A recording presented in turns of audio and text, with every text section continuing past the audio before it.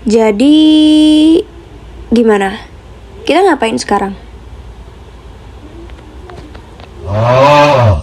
Ya udah, kita opening perkenalan dulu aja. Iya, apalagi kita bermain bentuk avatarnya. Ya udah.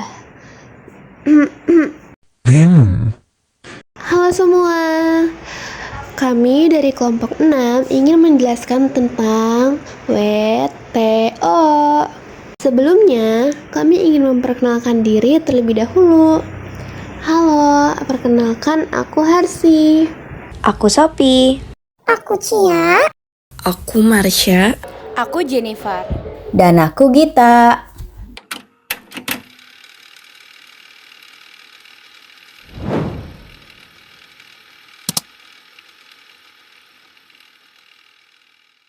Balik lagi di podcast kita. Bagaimana kabar hari ini? Semoga sehat semua ya. Kalau lagi tugas, semangat. Kalau lagi rebahan, jangan keterusan. Nanti lupa makan.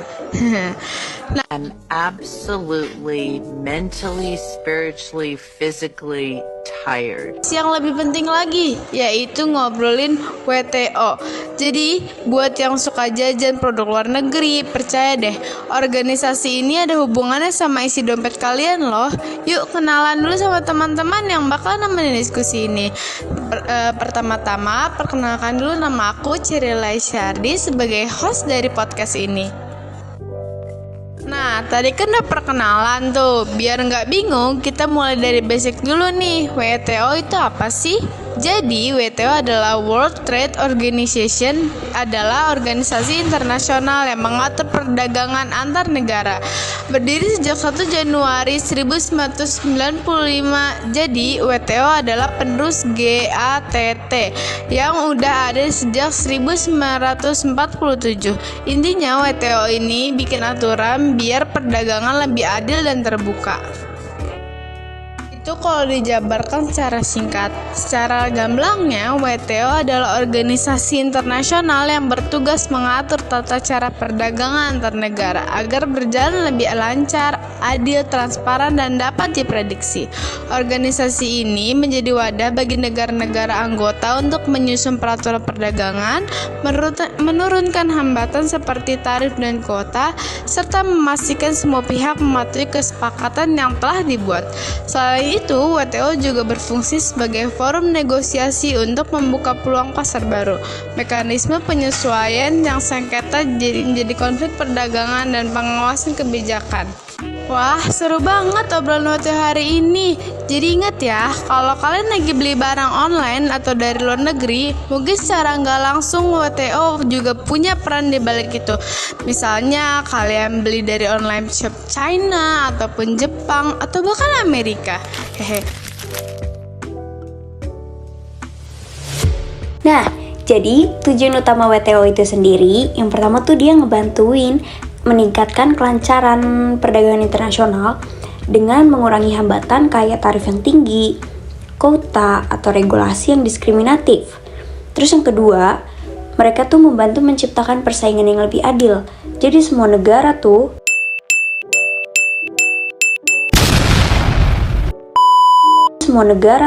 yang udah maju ataupun yang masih berkembang, mereka dapat kesempatan yang sama. Yang ketiga, mereka menyediakan kepastian hukum dan keteraturan dalam perdagangan global biar semua negara anggota tuh bisa berdagang dengan lebih aman dan lebih terprediksi. Yang keempat, mereka membantu mendorong pertumbuhan ekonomi dunia, termasuk ngebantuin negara-negara yang masih berkembang biar bisa ikut bersaing di pasar internasional. Lalu yang kelima, mereka tuh bisa membantu menyelesaikan sengketa perdagangan secara damai melalui mekanisme yang resmi dan udah disepakati bersama.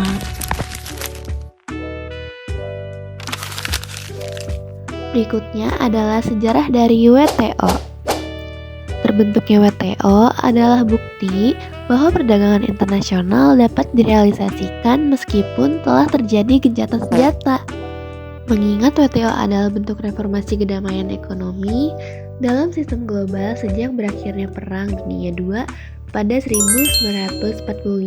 Namun, Meskipun pada catatan sejarah, berdirinya WTO adalah pada tahun 1995, organisasi ini sebenarnya merupakan penerus dari organisasi GATT yang telah hadir sejak tahun 1947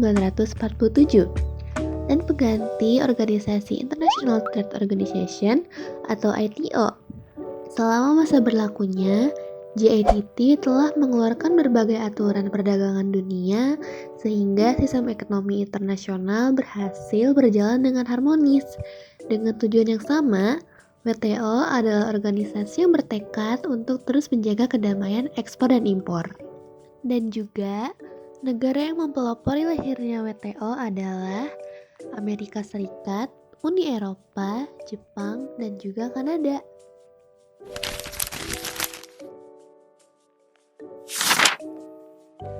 Nah, fungsi WTO itu sendiri yang pertama tuh dia bisa sebagai forum perundingan.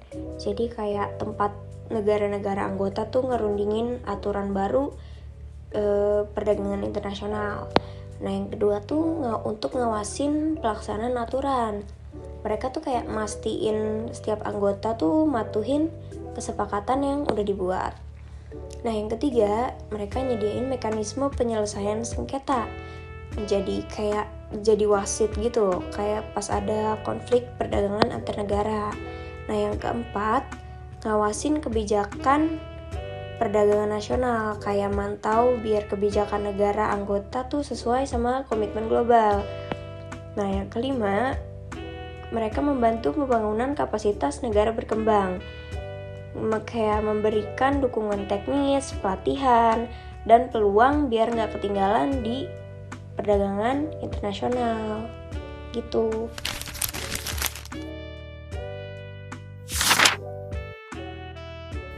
Selanjutnya ada peran WTO. Keberadaan WTO ini memberikan peran penting terhadap perdagangan internasional. Adapun beberapa peran WTO dalam perdagangan internasional adalah: pertama, mengatur jalannya perdagangan. Salah satu peran WTO dalam perdagangan internasional adalah mengatur jalannya perniagaan agar lebih lancar dan aman. Sebagaimana penjelasan sebelumnya, WTO mendorong adanya liberalisasi perdagangan internasional agar penerapan perdagangan bebas tersebut lebih tertib dan aman. Maka WTO menerapkan sejumlah aturan untuk membantu negara anggota agar bisa membuka pasar kepada negara anggota yang lain. Kedua, mendorong persaingan sehat. Peran WTO dalam perdagangan internasional berikutnya adalah mendorong persaingan sehat antar negara anggota. Penerapan perdagangan bebas tentu membuat setiap negara berupaya untuk membangkitkan perekonomiannya. Hal itu tentu bisa memicu persaingan. Keberadaan WTO ini berperan dalam menciptakan persaingan sehat dalam perdagangan internasional, sehingga membantu meminimalkan konflik. Terakhir, menjamin perekonomian negara anggota. Peran WTO dalam perdagangan internasional yang terakhir adalah menjamin perekonomian negara anggota. Dalam hal ini, WTO berupaya untuk membantu produsen barang dan jasa, importir hingga eksportir dalam menjalankan kegiatannya. Dengan begitu, aktivitas perdagangan negara anggota pun bisa lebih lancar, sehingga dapat membantu meningkatkan standar hidup hingga memperluas lapangan pekerjaan. Kalau misalnya bicara tentang WTO, kayaknya kita kurang nggak sih kalau misalnya nggak ngebahas tentang hubungan WTO dengan Indonesia atau negara kita sendiri. Karena sebenarnya Indonesia itu sudah termasuk WTO sejak awalnya WTO sendiri berdiri, yaitu di tahun 1995. Tujuannya Indonesia join, ya udah jelas, biar Indonesia bisa mendapat akses pasar internasional yang lebih luas, sekaligus ikut serta dalam aturan perdagangan global yang lebih transparan. Sebenarnya Indonesia sendiri itu cukup aktif di WTO. Contohnya, pernah terlibat dalam sengketa mengenai kebijakan impor hortikultura dan daging sapi yang sempat dipermasalahkan negara lain. Dari sisi positifnya, keanggotaan ini membuat produk Indonesia punya peluang lebih besar untuk masuk ke pasar luar negeri yang biasanya terkena hambatan tarif yang lebih besar. Namun, di sisi lain ada tantangan besar juga. Karena industri lokal kita kadang belum siap bersaing dengan derasnya arus produk impor. Jadi, keikutsertaan Indonesia di WTO ibarat dua sisi mata uang. Yang pertama, membuka peluang ekspor, tetapi di sisi lainnya menuntut peningkatan daya saing dalam negeri, yang terkadang memang belum seimbang.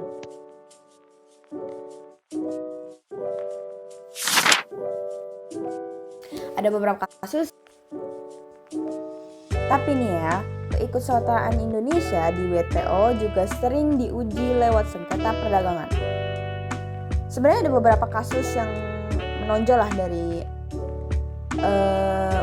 ujian tersebut lah.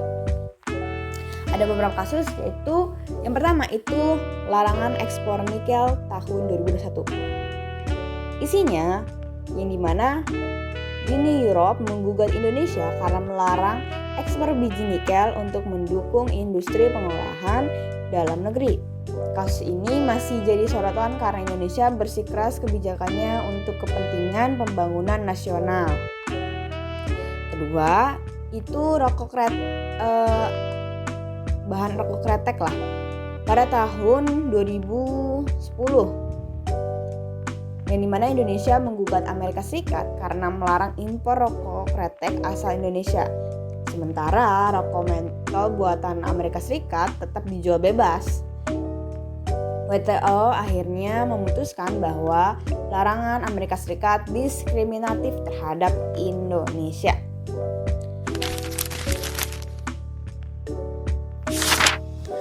WTO telah mencapai banyak hal selama 20 tahun pertamanya. Bahkan, mungkin lebih dari yang diakui oleh beberapa pembelanya. Hambatan perdagangan global secara historis rendah, aturan perdagangan internasional dihormati, partisipasi dalam sistem perdagangan dunia yang terbuka, semakin terintegrasi, dan berbasis aturan telah menjadi hampir universal. Semakin banyak anggota yang memanfaatkan sistem penyelesaian sengketa dan dengan setiap kasus baru, semakin banyak pula hukum perdagangan WTO yang relevan. Semakin banyak anggota memiliki akses terhadap informasi, tidak hanya tentang kebijakan perdagangan nasional, tetapi juga tentang hubungan perdagangan internasional melalui mekanisme transparansi dan pengawasan WTO.